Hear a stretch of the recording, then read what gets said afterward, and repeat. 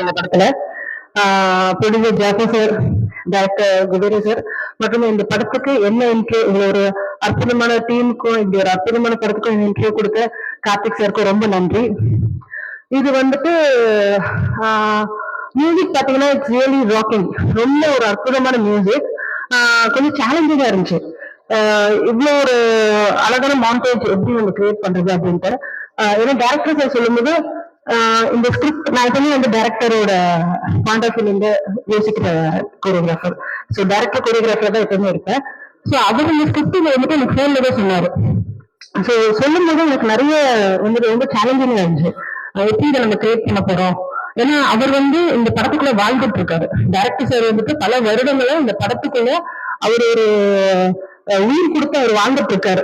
So அந்த அது அது எனக்கு போன்ல ரிஃப்ளெக்ட் ஆகுது. அவர் போன்ல எனக்கு எக்ஸ்பிளைன் பண்ணும்போது அந்த ஃபீல் எனக்கு ரிஃப்ளெக்ட் ஆகுது. ஸோ கொஞ்சம் அப்படி கன்ஃபியூஷனோட ஸ்பாட்டுக்கு போனேன்.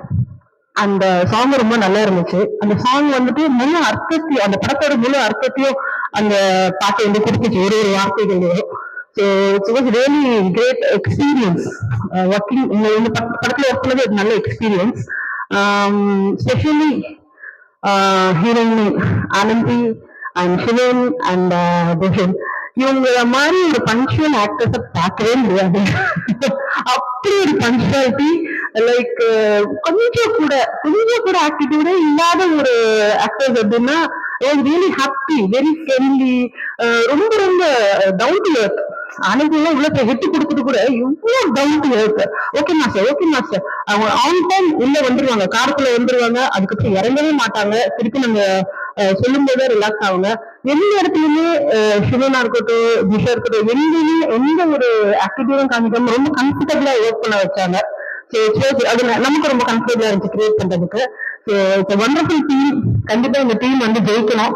அது ஸ்பெஷலி எங்க கேமராமேன் பத்தி சொல்லி ஆகணும். இன்னைக்குதாங்க அவர் வாய்ஸே கேட்டனால நாள் வந்து இன்னைக்குதான் அவர் சத்தத்தை கேட்டேன்.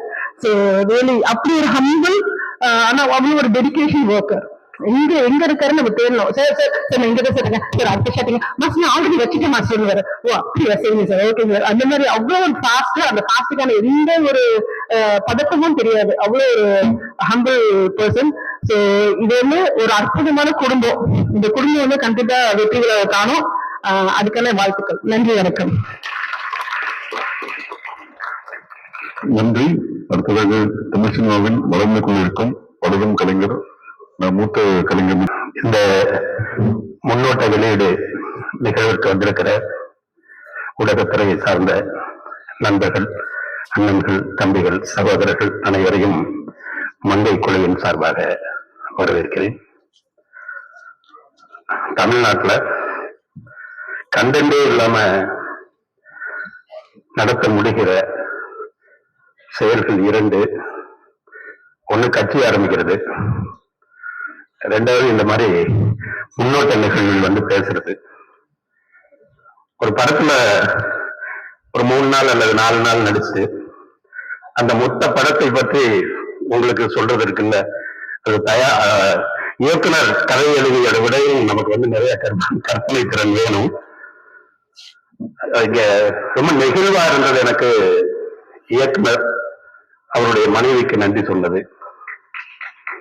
முடிந்தால் அவர் ஒரு நிமிஷம் பத்திரிகையாளர்களை சந்தித்து விட்டு போனால் நல்லா இருக்கும். எங்க அண்ணன் நிகில்.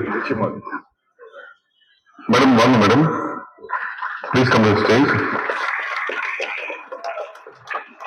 நாங்க இது ஃபர்ஸ்ட் ஒரு சின்ன இருக்கணும்னு நினைச்சோம்.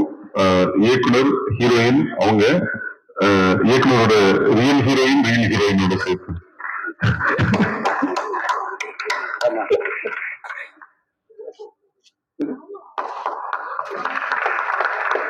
அவர் பாப்பாவே வந்துடலாமே, குடி பாப்பா.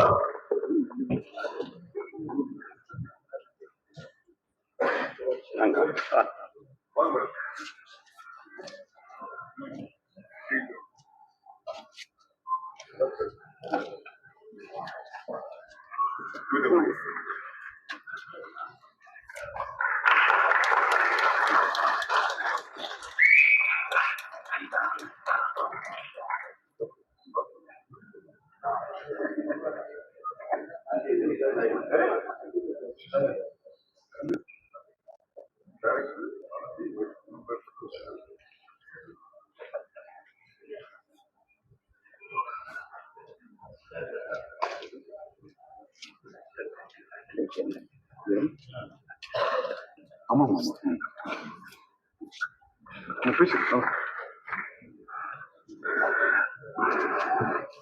நன்றிம்மா, நன்றி. இல்ல, எனக்கு திருப்பியும் அந்த இடத்துல இருந்து ஆரம்பிக்கணும்னு நினைக்கிறேன். ஒரு இயக்குனர், அவர் இயக்குனராகவே காத்திருந்து இயக்குனராக முடியுமா, அப்படியே ஆனாலும் அவர் எந்த மாதிரியான படம் எடுக்கிறது அப்படிங்கறத தீர்மானிக்கிறது அவர்களுடைய மனைவிகள் தான். இல்ல சினிமாவே விட்டுட்டு வேற தொழிலுக்கு போறதா அப்படிங்கிறது அவங்க கொடுக்கிற நிர்பந்தத்திலும் நெருக்கடியிலும் தான் இருக்கு. அவருடைய 15 வருட போராட்டத்தில் அவர் சொன்ன மாதிரி இருந்த அவருக்கும் அவரை போன்ற இயக்குனர்களாக காத்திருக்கிறவர்களின் மனைவிகளுக்கும் இந்த படம் அர்ப்பணிப்பாக இருக்கட்டும் என்று நான் கருதுகிறேன். ஒரு உதவி இயக்குனராக பணிபுரிந்துவிட்டு இயக்குனராக வரும்போது அவருக்கு முன்னால் 2 தேர்வுகள் இருக்கின்றன, 2 பாதைகள் இருக்கின்றன. ஒன்று, நட்சத்திரங்களின் பின்னால் அலைந்து நடந்து ஒரு பெரிய வணிக படம் செய்து வாழ்க்கையில் அது எல்லா செட்டில் ஆகிறதுங்கிறது ஒரு பாதை. ஒரு நல்ல கதையை, சமூகத்திற்கு நல்ல செய்தியை சொல்ல வேண்டும் என்பதாக ஒரு படம் செய்வது என்பது இன்னொரு பாதை. முதல் பாதை புத்திசாலித்தனமானது, இரண்டாவது பாதை பொறுப்புள்ளது. இதில் இயக்குனர் இரண்டாவது பாதையை, பொறுப்புள்ள பாதையை தேர்ந்தெடுத்திருக்கிறார். அவருக்கும் அதற்கான வாய்ப்பை ஏற்படுத்தி கொடுத்திருக்கிற தயாரிப்பாளர் மதிப்புக்குரிய ஜாபர் அவர்களுக்கும் என்னுடைய வாழ்த்துக்களையும் வந்தனங்களையும் தெரிவித்துக் கொள்கிறேன். கார்த்தி ஒரு நாள் எனக்கு போன் பண்ணாரு, அந்த பெயர் குழப்ப அப்புறம் சொல்றாரு. போன் பண்ணி, சார் ஒரு படம் தேனியில ஷூட்டிங் நடக்குதுன்னு தேடி கேட்டாரு.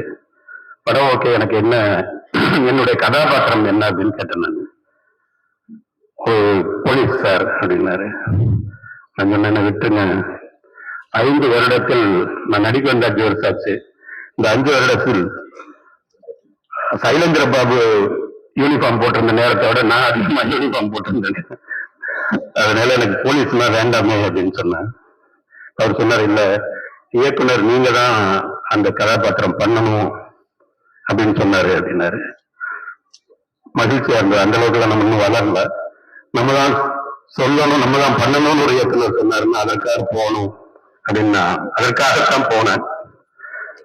போனா அங்க இந்த கதாபாத்திரம் வேறொன்றாக, இந்த கதையில் மிகவும் அழுத்தம் கொண்ட ஒரு கதாபாத்திரமாக இருந்தது. அதற்கு நான் என்னுடைய நன்றியை தெரிவித்துக் கொள்கிறேன். மற்றபடி உங்கள் எல்லோரையும் போல இந்த படத்தை நான் ஆவலோடு காண காத்திருக்கிறேன். இந்த படம் துஷ்யந்த் அவர்களுக்கு முதல் படம். எந்த இடத்திலும் அவர் அவங்க அப்பா ஒரு தயாரிப்பாளர், ஒரு வெற்றிகரமான ஒரு கூடத்துக்கிற நடிகர். எந்த இடத்துலயுமே எந்த உரிமைகளையும் எடுத்துக்கொள்ளாமல் ஷார்ட் நேரத்துலதான் அவர் ஹீரோங்கிறதே தெரிஞ்சது. ஒதுங்கி இதற்காக ஒரு அர்ப்பணிப்போடு இருந்த ஒரு தம்பியாக நான் பார்த்தேன். அவருடைய வெற்றிக்கு என்னுடைய வாழ்த்துக்களை உங்கள் சார்பிலும் தெரிவித்துக் கொள்கிறேன். அடுத்தது சாவித்ரி, சுமிதா பட்டேல், நந்திதாதன், ரேவதி, அர்ச்சனா, அந்த வரிசையில் ஒரு அழுத்தமான கதாபாத்திரத்திற்கு எப்போதுமே தயாராக இருக்கிற அன்புக்குரிய ஆனந்தி அவர்களுக்கு என்னுடைய வாழ்த்துக்கள். இந்த படத்துல 3 நாள் அவரோட தான் எனக்கு ஒர்க் இருந்தது. ஆனால் ஒரே ஒரு சார்ல தான் சேர்ந்து வரணும். மற்றபடி அவங்க ஒரு அந்த இணைந்த காட்சிகள் இல்லை. இந்த படம் அவர் நடிப்புக்கு மட்டுமல்ல, அவருடைய தேர்வுக்கும் ஒரு அழுத்தமான படமாக இருக்கும் என்று நான் நம்புகிறேன். மற்றபடி சக கலைஞர்கள், இசையமைப்பாளர் அவர் ரொம்ப அழகா ஒரு இசை மாதிரி தான் அவர் பேசிட்டு போனார். தயங்கி ஆரம்பிச்சு ஒரு பேரறிவியாக பொழிந்து விட்டு போயிருக்கிறார். அவருக்கும் ஒளிப்பதிவாளர் உள்ளிட்ட நடன இயக்குனர், இங்க வந்திருக்கிற அத்தனை தொழில்நுட்ப கலைஞர்கள், உதவி இயக்குநர்கள், இணை இயக்குநர்கள் அனைவருக்கும் என்னுடைய வாழ்த்துக்களை தெரிவித்துக் கொள்கிறேன். சிறப்பான நன்றி. ஒரு காட்சி, சினிமாவில் வர காட்சி மாதிரி நடந்த கார்த்திக் எனக்கு போன் பண்ணது இந்த கார்த்திக்கும் தெரியாது. அவர் பேரை நான் ஏதோ ஒரு விஷயத்துல சரவணன் நான் மனசுல வச்சுட்டேன். அவர் இறங்கின உடனே வந்துட்டேன் சார், அப்படியே வந்து திரும்பி போனீங்கன்னா கொஞ்ச தூரம் நடந்து வந்தீங்கன்னா அப்படியே லாட்ஜுக்கு வந்துருங்க அப்படின்னாரு. சார், நாங்க ரொம்ப தூரம் நடந்துட்டோம் திடீர்னு படப்பிடிப்பு போன இடத்துல நடந்து வாங்கன்னு சொல்றாரு அப்படின்னு. இல்லைங்க, ஆரம்பம் தப்பா இருக்கு, சொல்லுங்க, நான் வேணா இப்படியே போயிடுறேன் அப்படின்னு. அப்புறம் வண்டி வந்தது, எல்லாம் நடந்து வந்தீங்க. அங்க போய் பார்த்தா இவர் இருக்காரு. நான் உண்மையிலேயே கார்த்திக் தயாரிப்பாளர் நினைச்சுட்டாங்க. என்ன கார்த்திக், நம்ம படமா இங்க இருக்கீங்கன்னா, நான் தான் உங்ககிட்ட பேசினாலும் சண்டை போட்டது நீங்க தானா அப்படின்னா ஆமான்னாரு. அப்படி ஒரு மோதலோடும் காதலோடும் இந்த படத்தில் கார்த்திகனான உறவு இருந்தது. மீண்டும் ஒரு முறை தயாரிப்பாளர், இயக்குநர்கள், கலைஞர்கள், நடிகர்கள் அனைவருக்கும் நன்றி.